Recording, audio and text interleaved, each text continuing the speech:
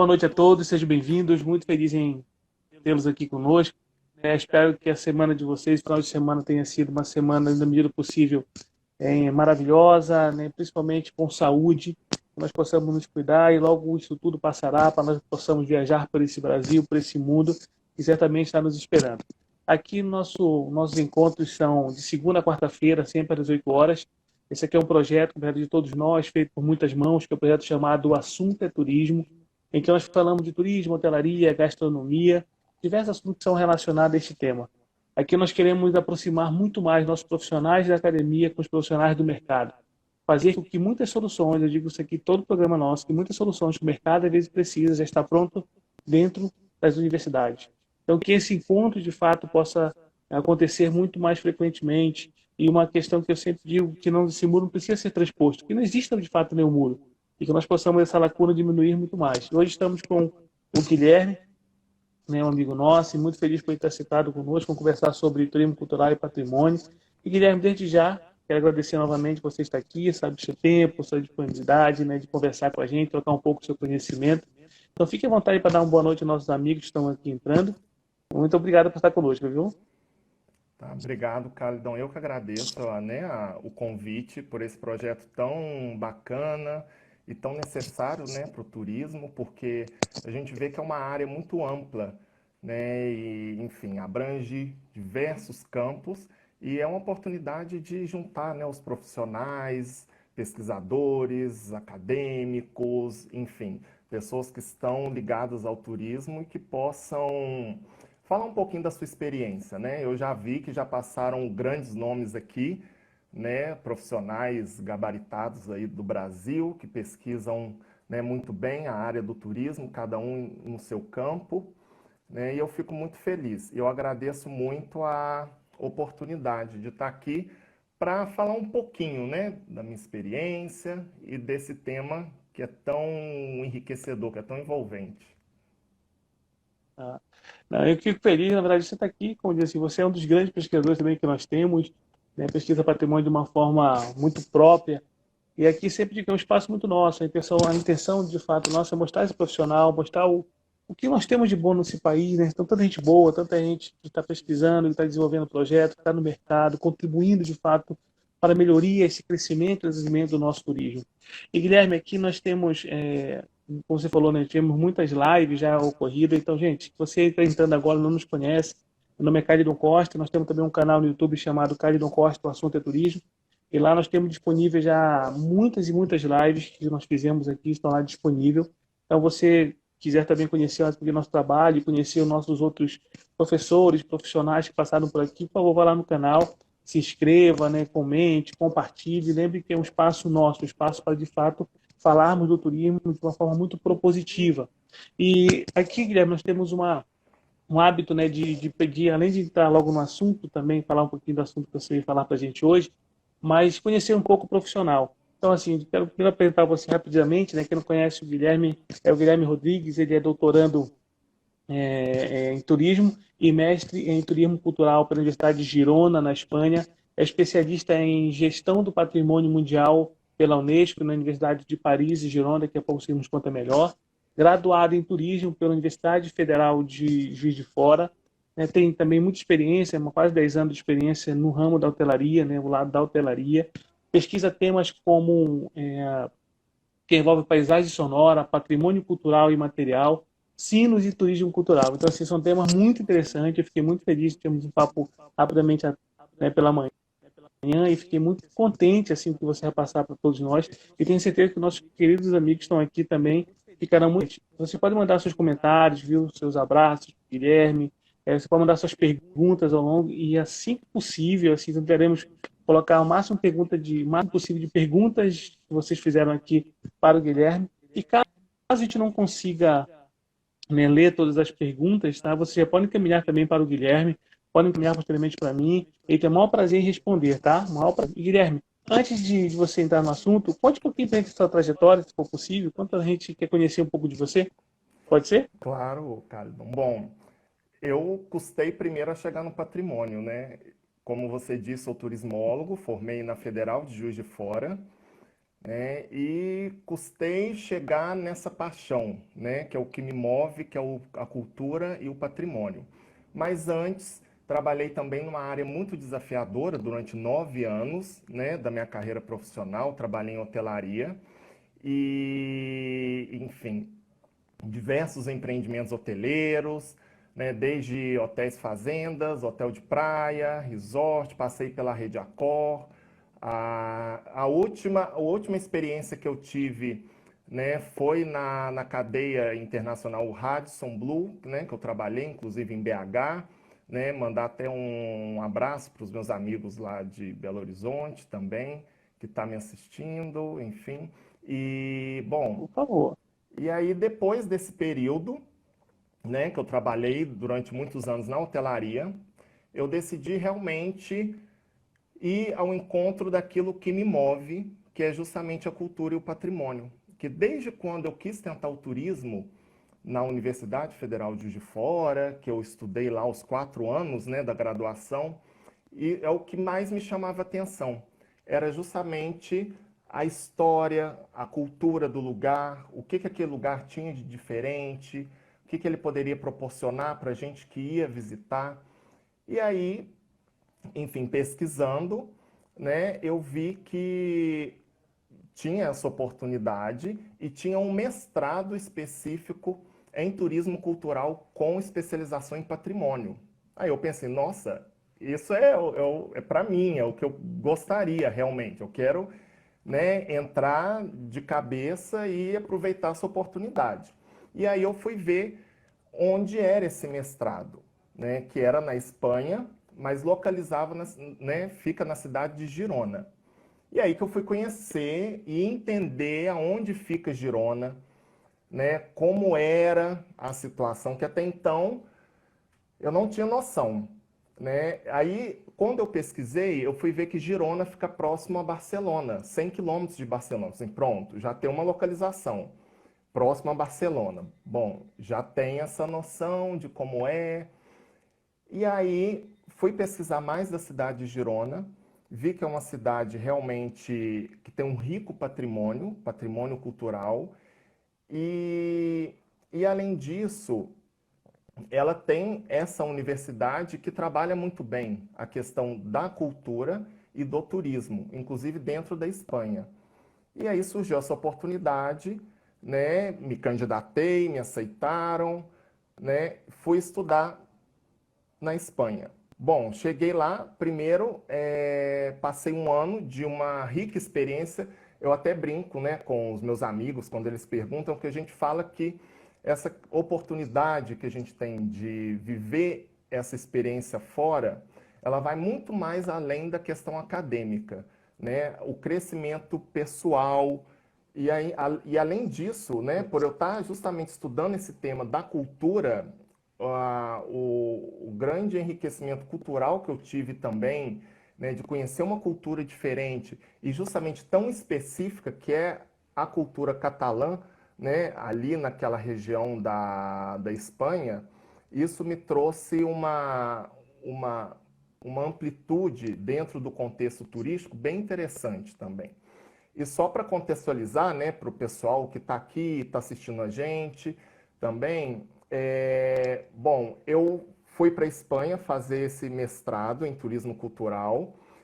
Ele tem dois itinerários, né, que é gastronomia e patrimônio cultural. Então eu fiz o patrimônio cultural, que era a minha linha de pesquisa. E na verdade, a Espanha, né, ela é um país muito particular como outros países, como vários países da Europa também. Na verdade, é um país pequeno, mas ela tem uma riqueza uma diversidade cultural muito grande e que às vezes a gente não tem a noção.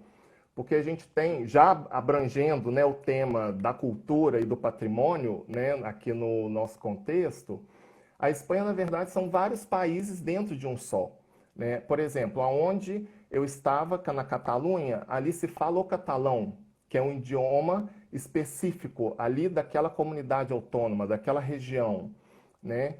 E porque a gente tem, geralmente, quando a gente se fala em um país, isso depois, mais para frente, eu vou até abordar isso, que a gente tem aquela imagem, ícone, né, de um lugar específico e esquece de aprofundar mais informações ou de conhecer melhor sobre a cultura, né? E passa isso muito com a Espanha, né? Que a gente tem a imagem de só daquela flamenca ou da sevilhana com castanhola e que é assim. E não é. Isso é muito representativo no sul da Espanha, na Andaluzia. Mas as outras regiões têm outras culturas, outras danças, a gastronomia também muito específica, né? Só para ilustrar aqui, a Espanha, além do espanhol como idioma oficial, ela ainda tem mais 3 outros idiomas oficiais, que é o catalão, que se fala lá na Catalunha, o galego, que se fala na Galícia, que através do galego é que se originou a nosso idioma português, que é muito parecido com o português, e aí a gente tem também o euskera, que é o do País Basco. Então, além do espanhol, tem ainda esses outros idiomas. Então, você imagina, se uma comunidade, uma região tem um idioma que é reconhecido oficial, a riqueza que essa cultura também não tem, junto com esse idioma, que vamos dizer que é um patrimônio deles, né? Que isso daí é um patrimônio que é reconhecido, né? Então, isso é muito interessante. E aí, durante esse 1 ano, né, esse período longo do mestrado, que foi muito interessante, rico. Eu brinco que só ali na região da Catalunha já passava o ano inteiro só visitando aquela região, porque é uma região riquíssima, com um patrimônio, né, muito, muito forte ali, né? E aí depois me candidatei, graças à minha pesquisa do mestrado, né, que foi uma pesquisa mais adiante no final, né, eu falo um pouquinho dela, né, para ilustrar aqui a questão do patrimônio. Eu dei continuidade, queria dar continuidade a essa pesquisa, me candidatei ao doutorado e agora sigo com esse desafio agora, né, com esse longo caminho, né, Cálido, que você já passou por ele, você sabe muito bem É. como é, né, como funciona.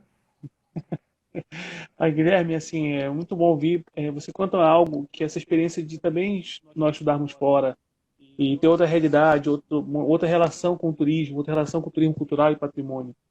Eu lembro que eu morei também em Alicante, né, de morar na Espanha, e eu morava na região de Valência, né, ali em Alicante, valenciano, e a gente brincava que as placas vinham em castelhano, valenciano e o árabe, né, cada E, placa que você tinha.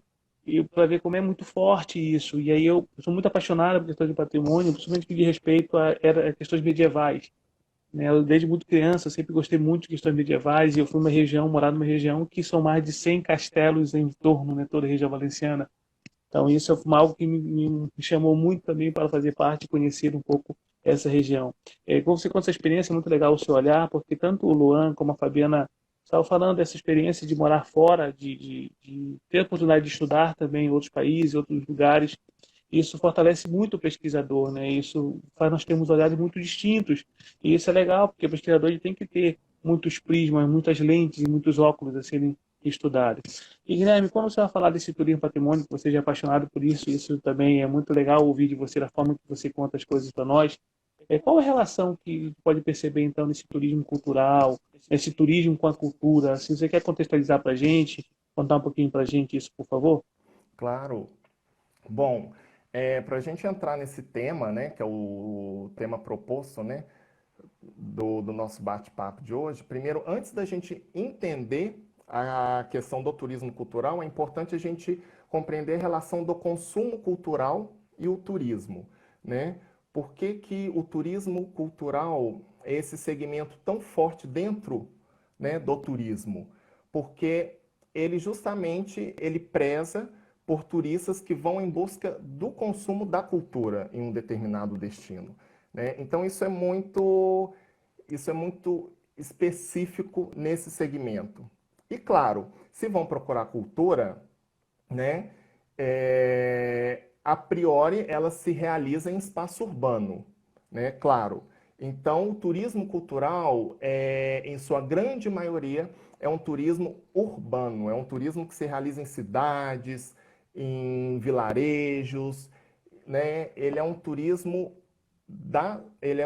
do espaço urbano, né? Como eu comentei. E além disso, ele é um turismo onde precisa ter essas ofertas culturais para possibilitar, né, que as pessoas tenham acesso a diferentes formas de experiência, né, também.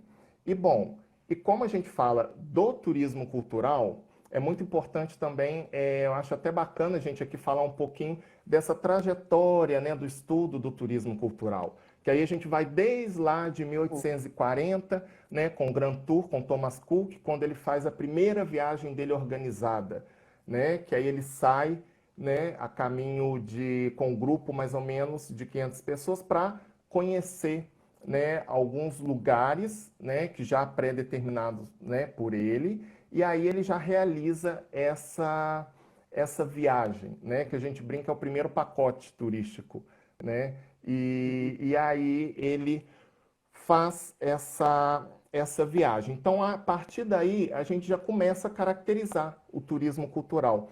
Tem um pesquisador e um professor que é um grande, né, estudioso do turismo cultural, Greg Richards, né, que ele fala justamente dos tipos de turismo cultural, desde essa época, né, do Grand Tour até os dias de hoje. Então, ele até coloca como nomenclaturas, né, para o turismo. E aí ele fala, essa época do Grand Tour, que era um turismo de elite, que era muito específico, né, poucas pessoas tinham acesso a essa viagem, né, a conhecer o outro lugar. Então ele chama de turismo cultural 1.0. E aí depois, mais para frente, a gente tem um turismo cultural 2.0, que é o turismo já mais o turismo de massa, né, que é o turismo do século XX, né, enfim, dos anos 90, que já chega o turismo, né, onde tem desenvolvimento de recursos culturais como atrativo turístico, né? Então já se busca ter atrativos, né, turísticos ligados a esses recursos culturais, né? E é muito característico por essa acessibilidade da forma, né, cultural para a população. Bom, depois desse período do turismo 2.0, aí a gente chega o que o Greg Richard fala, que é o 3.0, que é justamente o turismo mais atual, assim, que a gente consegue encontrar, né, no dia a dia, que é o turismo que, na verdade, a cultura, o turismo cultural, né, ele é caracterizado pela cultura como plataforma de valor para o turismo. Que aí, no caso, os turistas vão estar procurando a cultura, mas eles querem estar mais próximos do cotidiano das pessoas. E o turismo, ele tem mais essa característica de conhecer mais um pouco, além dessa estrutura que se diz dentro da estrutura grande, né, que a gente tem da cultura, do patrimônio, né? O turista, ele tem uma característica de viver realmente esse patrimônio, né, de conhecer mais a, a conhecer mais a fundo, né, a história daquela comunidade onde ele está visitando, né?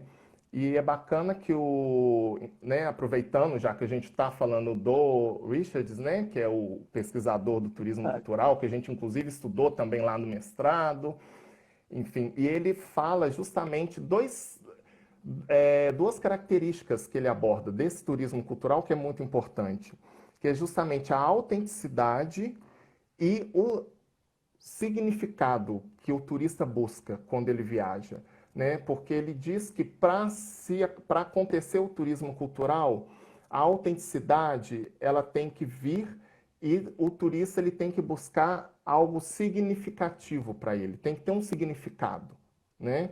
Inclusive a Organização Mundial do Turismo, ela até eleva a experiência como fator preponderante, né, dentro da noção de turismo cultural, né, enfim, da aproximação da experiência, da emoção, né, e isso é muito interessante. Então a gente vê que o turismo cultural ele está muito associado a esses detalhes de emoção, de ter experiência do lugar e dessas experiências ter um significado para esse turista.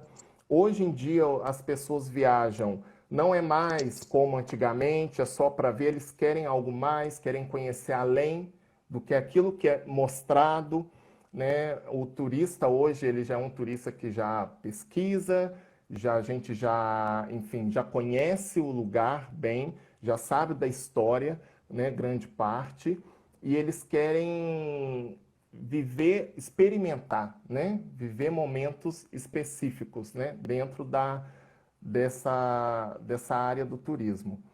E um outro autor que eu gostaria de colocar aqui na mesa, né? Desse bate-papo, que é muito interessante, que fala, Pô, que é o Donaire, né? Que é um professor até lá da Universidade de Girona, que ele fala uma coisa que é muito interessante e que é bacana da gente até levantar, que ele fala que cada visitante ele vive a sua experiência como algo singular. E é verdade, né? Se você, por exemplo, for viajar, né? Isso acontece muito com a gente, por exemplo. A gente quer viajar, antes da gente viajar, a gente sempre pergunta para as pessoas, né? Ah, um exemplo. Eu tenho vontade de ir para Manaus. E qual que é a sua opinião de Manaus? Se a gente perguntar para três pessoas diferentes, cada uma vai apontar um elemento específico de Manaus e uma qualidade que chamou a atenção dele. Por quê? Porque a experiência dele foi muito própria, muito singular. Então ele aborda muito isso, eu acho isso muito interessante, né? Inclusive até um tema que eu acho muito engraçado. Um dia desses eu estava perguntando para um amigo meu, por exemplo, né, sobre Praga, né? Que eu tenho, não conheço Praga, lá no leste europeu, né? E aí ele me descreveu a questão do serviço de Praga, né? Ah, é uma cidade muito é interessante, mas pecou em alguns pontos do serviço e, e de certa forma as pessoas não me acolheram muito bem. Muita gente não sabia falar inglês, então isso dificultou minha comunicação. Então, ou seja, para ele, a cidade né, foi descrita como uma experiência singular dele dessa relação com o serviço, com a comunicação.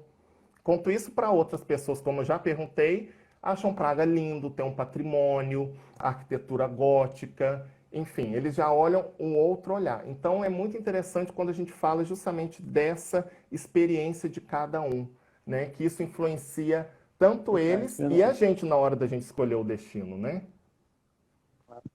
Isso que é tão gostoso, né, Guilherme? Essa questão do termo cultural, esse envolvimento que tem, a busca da identidade, a busca de olhar para dentro, né? Aquele momento que a gente quer, de fato, buscar não somente, como você falou, significado. Acho que isso é algo muito interessante que nós temos hoje dentro do turismo. Essa identidade vem muito mais forte, mas assim, é pensar que a identidade tem que ser através também de um de uma atividade que também proporcione aquele turista viver esses momentos, né? Que sejam não só aprazíveis, mas que sejam memoráveis, né? São experiências que todo mundo está buscando todos os dias no turismo. Guilherme, aqui tem muitos abraços para você, viu? Tem muita gente Ah, muito sim. feliz dizendo que você está arrasando, que eu fico muito feliz do nosso amigo participando bastante. E muitos falando também a questão de Girona, que vale a pena conhecer, vale a pena conhecer Praga, né? Que é muito importante. Tem gente de Manaus já dizendo que estão vindo para Manaus também, que já convidando você, porque você falou de Manaus há pouco, né? E, Opa, gente, muito bom. lembrando que vocês podem colocar suas perguntas também aqui, tá? Ouvindo agora perguntando também sobre uma dica de livro. E você está à vontade, posteriormente, de mandar para o Guilherme também, para o direct dele, ele vai responder isso de forma muito tranquila, tá? Sigam também ele lá, nos sigam aqui, estejam conosco para perguntar, fique muito à vontade. Guilherme, pode pensar também nesse patrimônio, então, agora. Nós estamos falando muito da questão cultural, muito bem dito, né? Se você realmente tem muito conhecimento, é um craque nisso que você vem se propondo a trabalhar, que é o turismo cultural. O patrimônio dentro do turismo cultural, qual é essa relação? Como é que essa funcionalidade, digamos, desses atrativos, como é que funciona isso, ao seu ver? Bom, aí agora a gente, né, vamos entrar mais, né, para dentro do patrimônio. E é interessante porque quando a gente fala de turismo cultural, quando a gente fala de cultura, o patrimônio tem muita relação, ele está muito ligado a isso. Porque sempre quando você vai a um lugar que você remete à cultura, é uma visita a museu, né? Ou é um monumento histórico. Então, a cultura, ela tem essa relação com o patrimônio, né? Até porque o patrimônio, ele tem muita relação com a comunidade e a forma de viver daquela comunidade e da cultura, né? Só que é importante a gente falar também que o patrimônio, ele é um tema muito delicado também, né? Ele passeia, né, por várias áreas da humanas, né? E ele chega no turismo e a gente tem que ter muito cuidado também como lidar com o patrimônio dentro do turismo, para justamente ele não perder a característica principal dele, que é fazer parte daquela comunidade. Então, isso é muito importante a gente ter essa relação, para não perder essa autenticidade, essa proposta inicial que tornou aquele objeto como patrimônio, né? E tanto que o patrimônio, ele é parte de nós, né? Por isso que é importante a gente sempre reconhecer o patrimônio e, porque tem aquela discussão que a gente fala, o patrimônio, ele não é da sociedade, né, da comunidade, ele é todos nós, né? Quando a gente assume aquela manifestação cultural, aquela dança, ou seja, ou aquele monumento histórico, aquela igreja, né, que é tão bonita, é porque ela, em algum momento, ela fez parte e ainda faz. Isso que é importante dizer também, porque o patrimônio, ele não é algo morto, não é algo que está ali, ele está vivo, né? Ele sempre está vivo, independente disso, se ele pode ter uma outra atribuição nos dias atuais, mas ele tem essa linha de conexão do passado, presente e futuro. É isso que é importante a gente ter, essa conexão do patrimônio. E falando em patrimônio, é importante a gente dizer que o patrimônio ele tem duas definições, né, que a gente fala, né, até para caracterizar, né, e ficar mais prático para entender, né, que é o patrimônio material, que é o tangível, que é aquele que a gente vê, que é a igreja, né, o palácio do rei, o castelo, né, por isso chama material, que é o que a gente vê. E o material intangível, que é o mais próximo da emoção, que a gente consegue ver. E aí, esse imaterial, né, que é representado pelas manifestações, pelas festas e pelas práticas, né, ao longo dos anos, esse patrimônio ele é principal, ele precisa de um elemento que é muito importante, que é o ser humano. Sem um ser humano no patrimônio imaterial não existe. Então, sim, né? Então ele é por isso que a gente até brinca que o patrimônio imaterial ele não é preservado, ele é salvaguarda. Ele tem a salvaguarda do patrimônio, porque ele é um patrimônio vivo e toda coisa viva sofre alterações ao longo do ano, né? Ao longo do tempo, né? Então a gente tem essas duas características de patrimônio, só que é também interessante falar que um depende do outro, que o patrimônio é uma coisa só. Isso é uma classificação, enfim, é uma característica que eles colocam do material para o imaterial, mas sem o patrimônio material, o imaterial não existe, né? Por exemplo, vamos dar um exemplo do Círio de Nazaré, né? O Círio de Nazaré é um patrimônio imaterial. Só que sem as pessoas, sem a Nossa Senhora de Nazaré, sem a corda, sem toda né, o evento em si, não consegue acontecer aquela demonstração de fé que acontece, né, que passa-se ao longo, né, de um percurso e que hoje em dia representa, né, uma devoção, né, no Pará. Então, tem essa característica. Bom, e aí, dentro do patrimônio material e imaterial, é importante a gente falar de um organismo que é muito famoso dentro da área de patrimônio e que tem uma lista, né, que sempre elenca, né, os patrimônios que é a Unesco. A Unesco, ela criou uma lista de patrimônio mundial, que são os bens materiais, e essa lista, ela frequentemente, né, a Unesco, né, tem a eleição e ela coloca na lista esses patrimônios. E além do patrimônio mundial, que são os bens materiais, por exemplo, como patrimônio mundial da Unesco, a gente tem no Brasil o Centro Histórico de Ouro Preto, Centro Histórico de São Luís, do Maranhão, né? E além dessa característica, a Unesco, em 2003, ela teve uma convenção de salvaguarda do patrimônio cultural e material, e aí criou uma lista específica para o patrimônio material. A partir de 2003, quando a Unesco cria essa lista, as pesquisas e os estudos para o patrimônio imaterial também ele tem mais corpo, né? E isso é muito interessante. Bom, a Unesco, ela, né, a partir desse momento, quando ela cria essa lista de patrimônio cultural e material da humanidade, né, porque a gente sempre vê esses títulos, né, Patrimônio Mundial da Unesco, Patrimônio Cultural da Humanidade e o patrimônio. Aí é interessante até a gente distinguir que o patrimônio mundial é para bens materiais e patrimônio cultural da humanidade é para bens imateriais, né?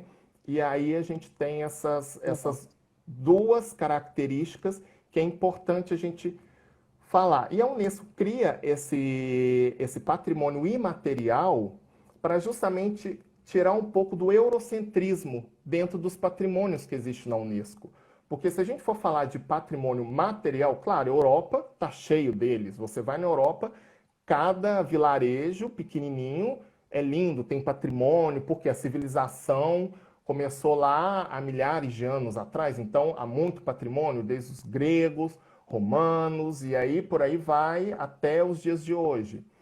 E fazendo uma lista do patrimônio imaterial é uma forma também da Unesco agraciar e valorizar o patrimônio, só que um outro olhar, que é a parte da manifestação, da cultura e da tradição, né? Então isso é interessante.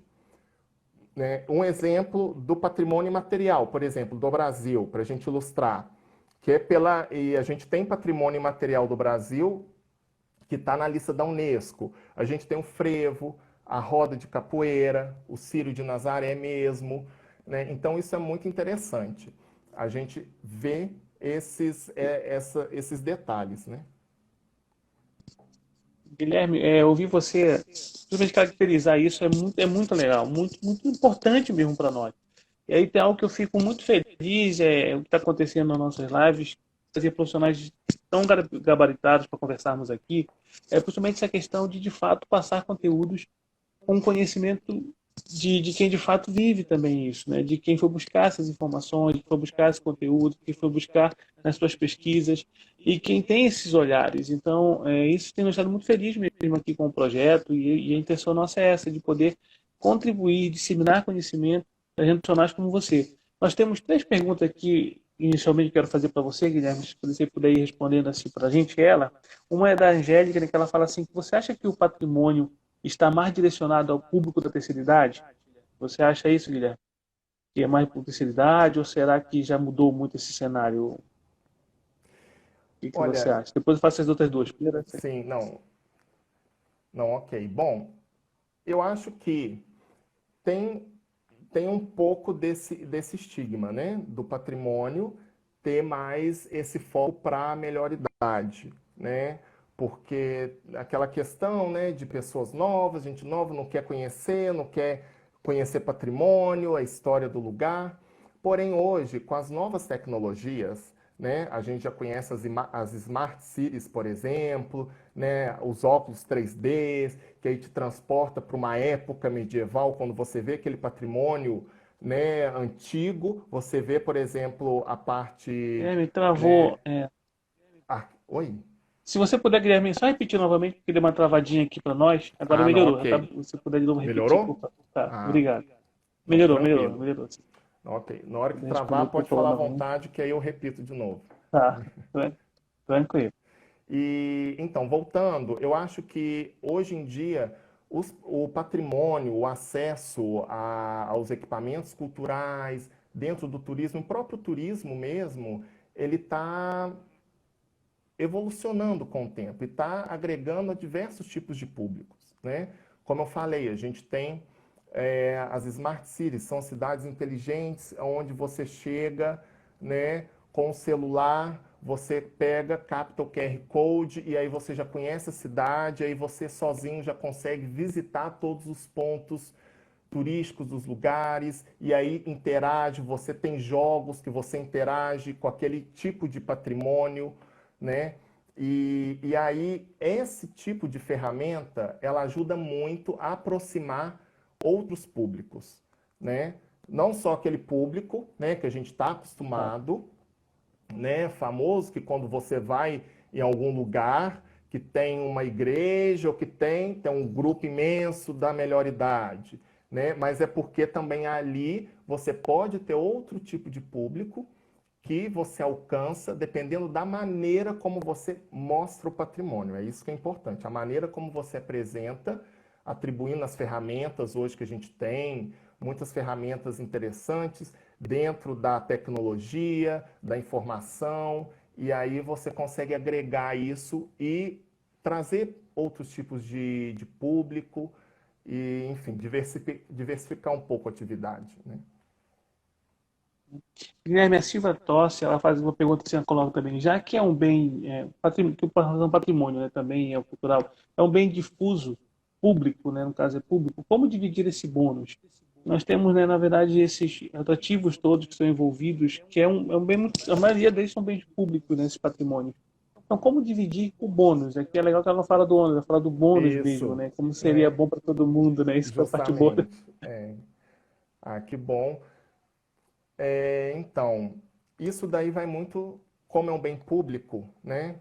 Tem a questão muito da gestão desse patrimônio, né? Quais os órgãos que estão, né, juntos com esse patrimônio? Principalmente, eu acho que é, o, o primeiro passo, né, antes de você tornar aquele como estado de patrimônio, as pessoas que fazem parte desse patrimônio, elas têm que estar inseridas. Isso é o básico, né? Porque faz parte da história delas, né? Então elas têm que participar, elas têm que estar junto com esse processo.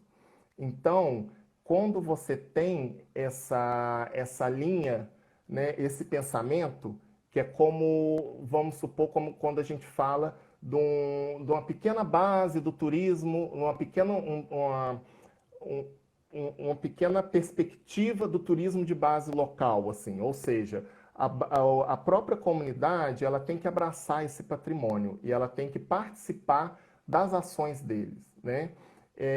Até tocando nesse ponto é muito interessante quando eu trabalhei no Instituto do Patrimônio Cultural e Material em Barcelona, né, fazendo projetos, ajudando a inventariar várias regiões para conhecer o patrimônio cultural e material e, a partir disso, ver as devidas ações.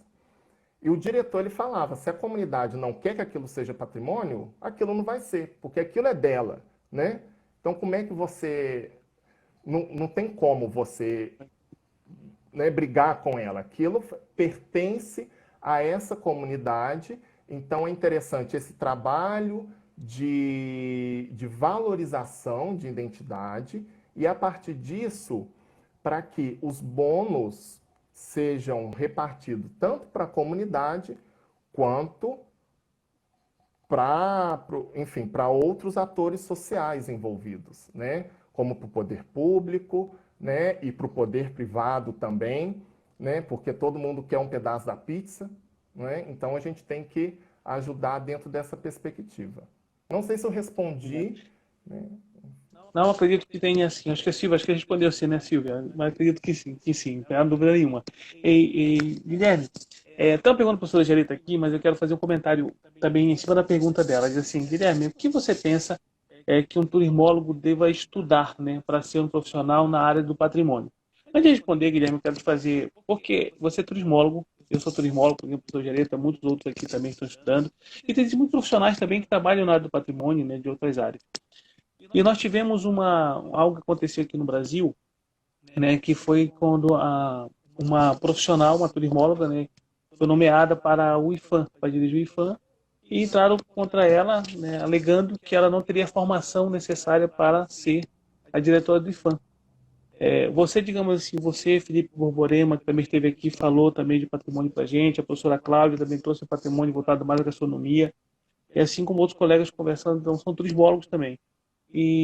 Então, e provaram, por A mais B, né, o seu conhecimento na área de patrimônio, como você tem colocado agora, principalmente a questão, você imagina, você conhece por dentro e por fora, que eu digo, você conhece como turista, mas conhece principalmente no que concerne essa questão de fazer inventariação, de entender quais são os procedimentos, saber por que material, por que imaterial, quais são os critérios para ser um e para ser outro, aonde nós temos que... Então, assim, você de fato demonstra o conhecimento disso, e você é um turismólogo. Então, acho que é um argumento que já cairia por terra só nesse momento eu digo assim, que as pessoas deveriam poder assistir então as nossas lives aqui, né? Até seria interessante Sim. assistir você, assistir o Felipe e assistir para saber a qualidade desse profissional de turismo que nós temos hoje no Brasil, que nós temos espalhado pelo mundo.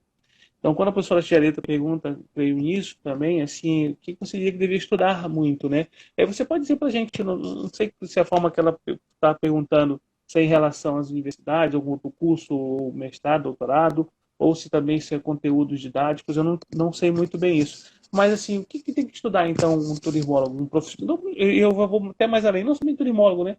Pessoa que queira entender mais de patrimônio, o que ela tem que buscar? Bom, eu O que acho você que, acha? então,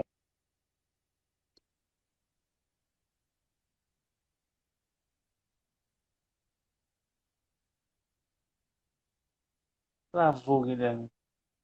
Gente, não sei se travou para vocês aqui, para mim tá travado. Pô, voltou. Que bom que voltou. Voltou muito não, bem. ótimo. Não, ok, beleza, então, maravilha.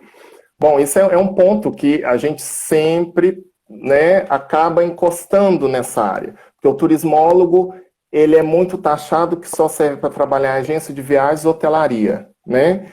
E outras áreas de decisões, de planejamento, ou no órgão, né, que tenha como IFAM, Unesco, né, talvez eles não veem, enxergam isso. É por quê? Porque não conhecem, né, por trás o que existe na formação de um turismólogo, né? E eu acho que é muito importante que o turismólogo, primeiro, ele tenha o conhecimento da sociedade, né? E a forma como a sociedade se organiza. Primeiro, antes de tudo, e ter essa base humana, né? Por isso que, inclusive, eu acho muito interessante que o turismo ele esteja sempre atrelado ao Instituto, às ciências humanas também. Porque, inclusive, você falando nisso, eu acho que o turismo, antes de ser uma atividade econômica, ela é uma atividade social e cultural, antes de tudo, né? Porque é um momento onde você tem contato com outra cultura, tem contato com outro, e aí você, né, tem essa relação que é muito rica para ambas as partes. E voltando à pergunta, além disso, ter esse conhecimento amplo, né, e da humanas, e agora, se você vai para uma área do patrimônio, aí é interessante especializar em patrimônio, porque é como a medicina, você estuda medicina diversas áreas, e aí você faz a residência para se especializar naquela área. O turismólogo, né, entendo eu, e creio que você também vê, que é uma área ampla, ou seja, tem geografia, tem sociologia, tem ecologia, tem administração, tem agenciamento, tem cultura. Eu, por exemplo, fui para a área da cultura, então eu estou me especializando dentro dessa área, da área do patrimônio. Então você busca mais informações ligadas ao turismo e à cultura, né? Então acho que com essas formações e essas especializações você consegue chegar, né, mais próximo desses postos, né, enfim, e abrir também um pouco a consciência, né, desses profissionais de outras áreas que acham que talvez nós, né, não tem o gabarito para atuar nesse serviço, é porque justamente não tem a noção do que o turismo, né, qual que é a relação do turismo com esses diversos setores da sociedade, que é muito importante. Por isso que é interessante a interdisciplinaridade, né, e quiçá a transdisciplinaridade, né, quando você junta, né, todas as áreas, porque o turismo sozinho ele não vive, né, o turismo por si só não existe, ele depende das outras áreas para ser construído, né. Muito, muito legal a sua resposta, Guilherme. Também tem muito esse olhar e assim, muito obrigado pela sua grande contribuição com a gente em relação a essas suas respostas mesmo, Guilherme. Guilherme, aqui o Evandro fala algo que é bem legal, né? Que diz assim que valorizemos cada profissional do turismo, empíricos e técnicos, né? Visando a capacitação de atores desse cenário. Eu quero te fazer uma pergunta, Guilherme, de forma muito rápida aqui, senão daqui a já falta 10 minutos só, Guilherme. Conversa Nossa, boa, passa com gente que rápido. sabe muito, com um craque passa voando. Para falar um pouquinho desse novo termo, precisamos dar tempo de falar um pouquinho do termo de patrimonialização, Isso. né? Que está começando, a gente consegue perceber que está ocorrendo isso. Até coloquei o nome aqui para não esquecer essa expressão mesmo. E falar um pouquinho também da sua pesquisa, que é muito interessante mesmo. Vamos tentar ver se você consegue falar isso nesses 10 minutos para a gente. Bom, vamos ver, Carlton, que é um desafio em 10 minutos eu conseguir falar isso tudo, que a gente gosta de falar bastante, né? A gente tem pouco assunto, né? Esses turismólogos que falam muito, né? Já viu, né? Né? Enfim, bom, é bacana você comentar essa parte da patrimonialização, por quê? Porque a gente, né, eu falei um pouco do patrimônio, mas o conhecimento dentro desses órgãos, né, como Unesco, IPHAN, que é o Instituto Patrimônio Histórico e Artístico Nacional, ligado ao Ministério da Cultura, né?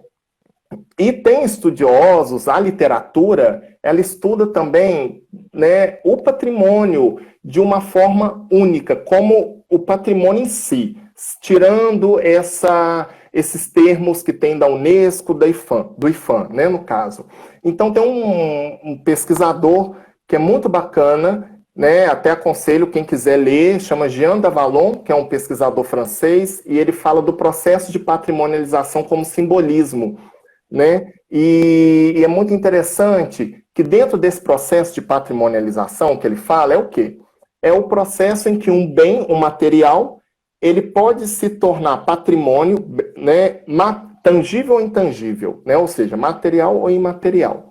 E aí ele coloca 5 gestos, como eles chamam de gesto, a receita da felicidade, mas é dentro do estudo dele.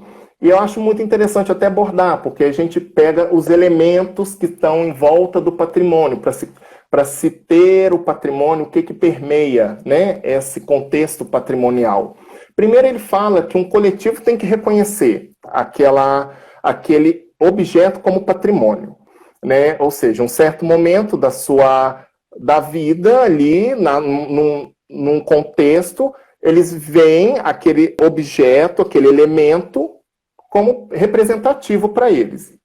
Eles reconhecem um valor. Então, eles valorizam aquele objeto. Depois, o segundo elemento, ele coloca como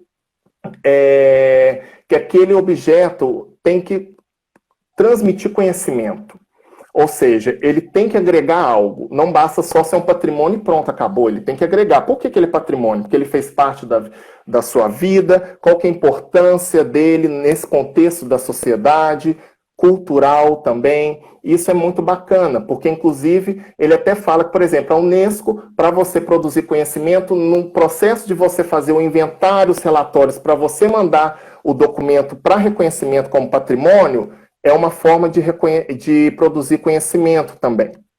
Terceiro, ele parte já do processo da declaração como patrimônio em si, né, daquele objeto ser declarado por lei como patrimônio. Quarto, ele coloca como esse processo da patrimonialização, ela representa também a questão de acessibilidade desse patrimônio para o coletivo, para o público. E aí entra o turismo, né? Aí a gente pode chamar o turismo para conversa dentro dessa questão. Porque aí como você vai mostrar esse acesso, esse patrimônio? né? Não só a comunidade, que está ali o coletivo, mas é importante que as pessoas tenham acesso ao patrimônio, né? Que ela tem que ser dividida, essa riqueza que existe, essa história, essa memória.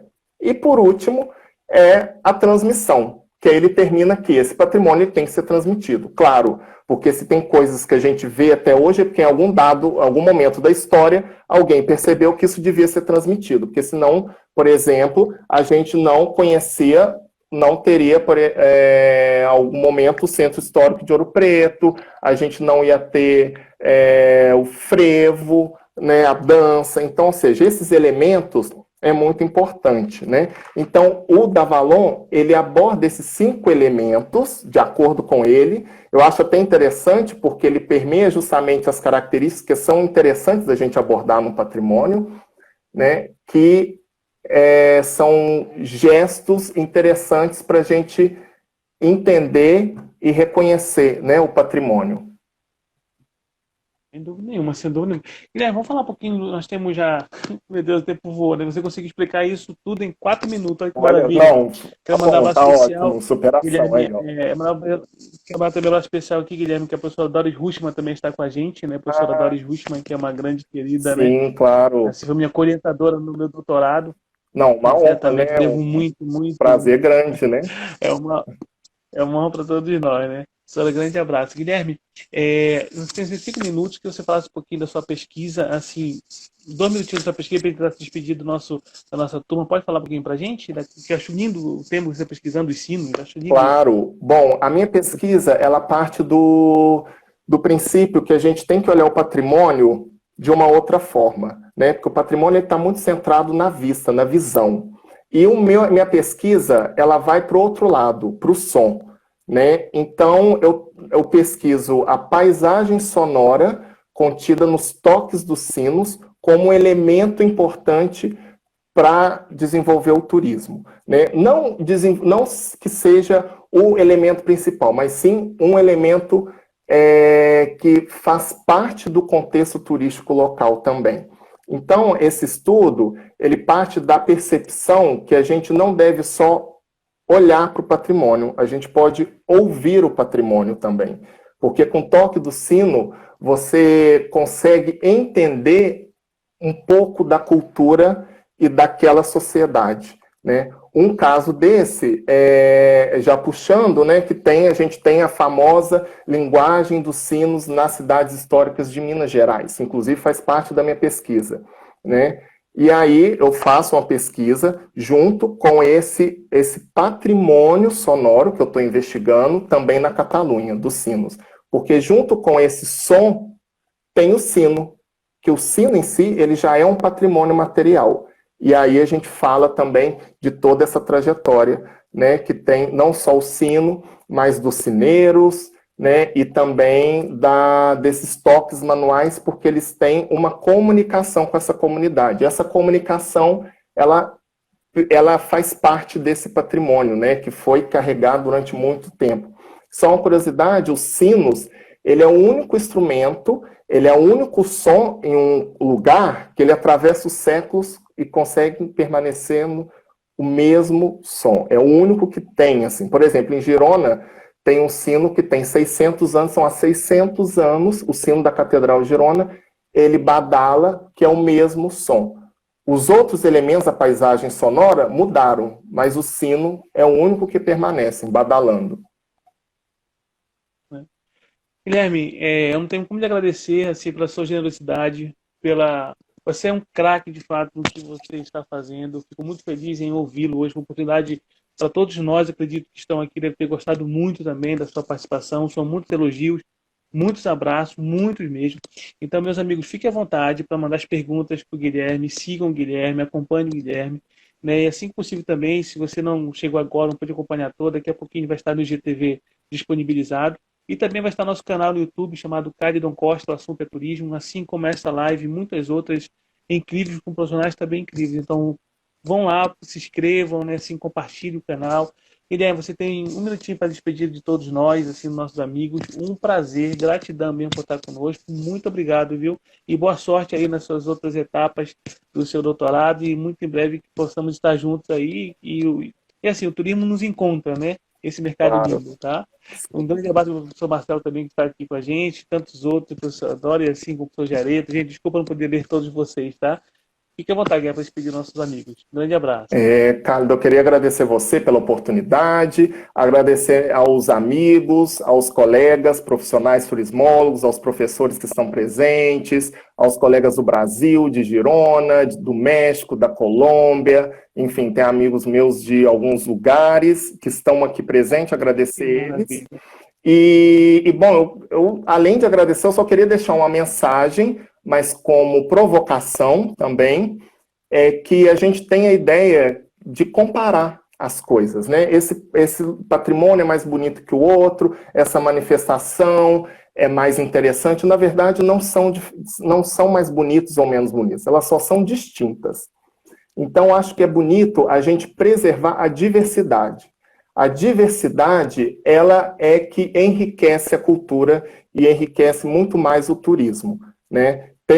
E agora a última, né, para finalizar, um antropólogo e um 15 cineiro, segundos. 10 segundos, o antropólogo 15 cineiro segundos. falou: o patrimônio, ele não traz dinheiro, ele traz qualidade de vida.